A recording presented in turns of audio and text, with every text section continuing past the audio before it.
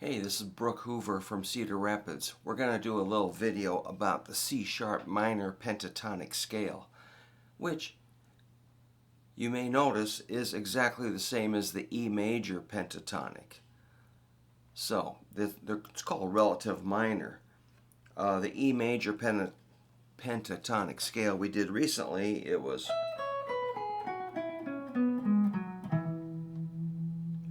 the C-sharp minor pentatonic scale is the same frets, the same notes. On the E major, I started on E and ended on E notes. On the C-sharp minor, just to make it a little more distinctive, I'm going to start and end on C-sharp notes.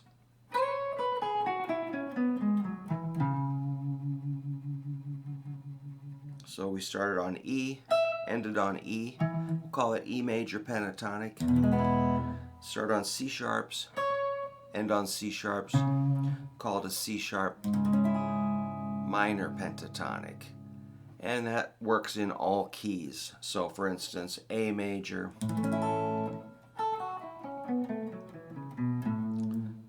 is basically the same notes as F sharp minor pentatonic scale.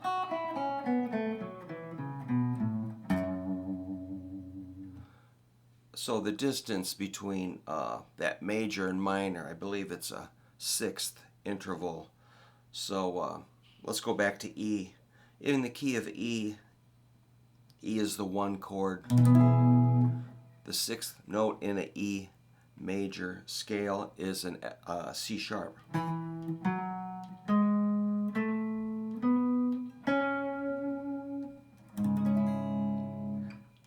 E to C sharp is a sixth. And it's really popular, like in a pop song.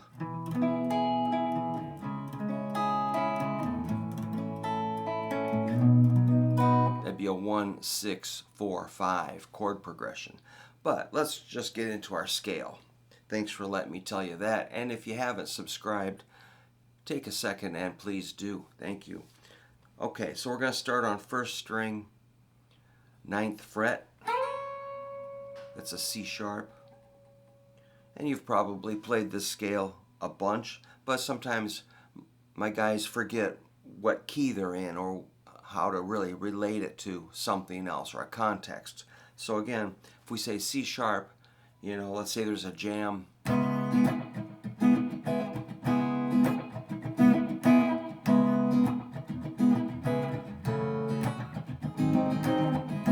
Etc. Solo, play something. What are you going to do? Like what? Play a C sharp.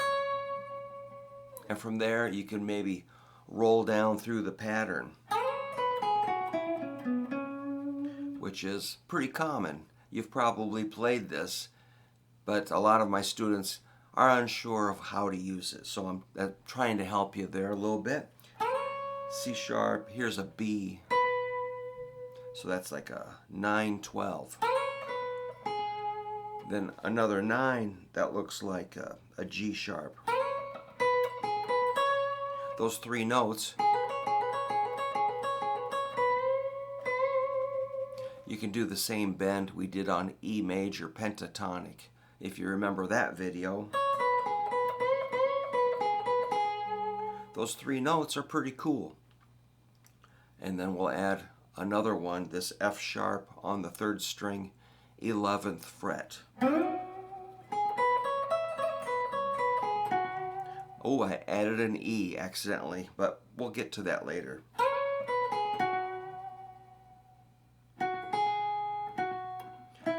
Here's another E down below at the 9th fret, 3rd string.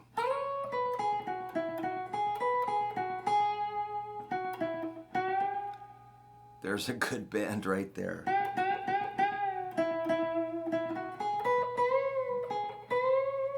So just knowing that small handful of notes really gives you a possibility for a foothold for some soloing.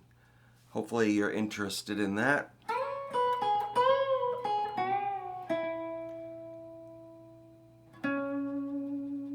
Then the root note, another C sharp, which is 11th fret, 4th string.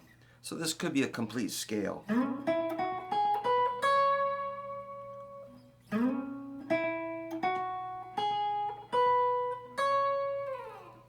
going to get rid of that compressor.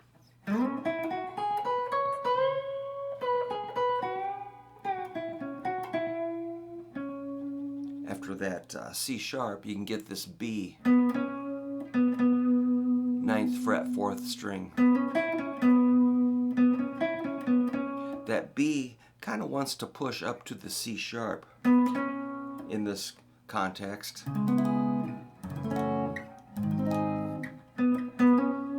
That sounds cool, like a hammer-on.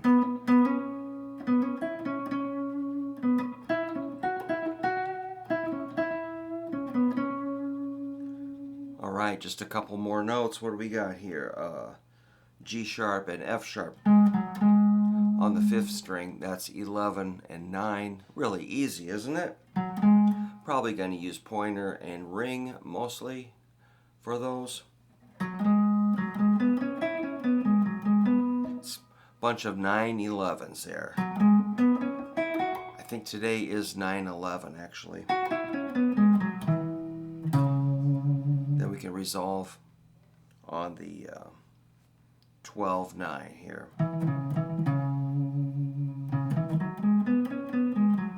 which is E and C sharp.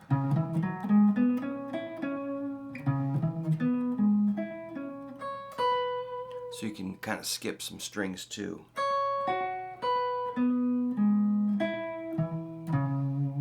You don't always have to march right through the whole scale there.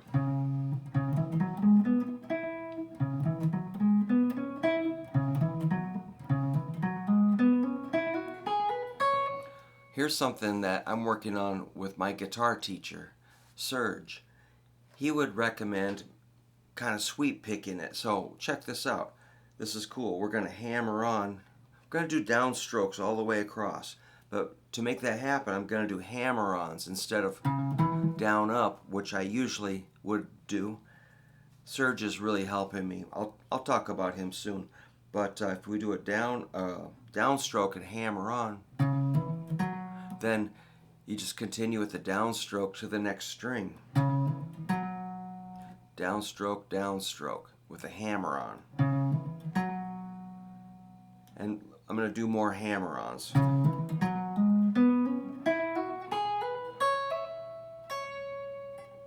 So then I can just continue with this downward direction with the pick. Do maybe a pull-off on that 12/9 on the E, C sharp.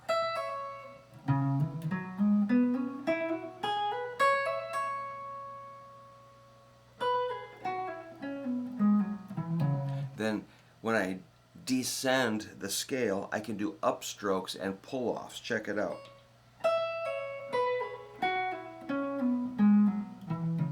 All upstrokes with pull-offs. So hammer on ascending,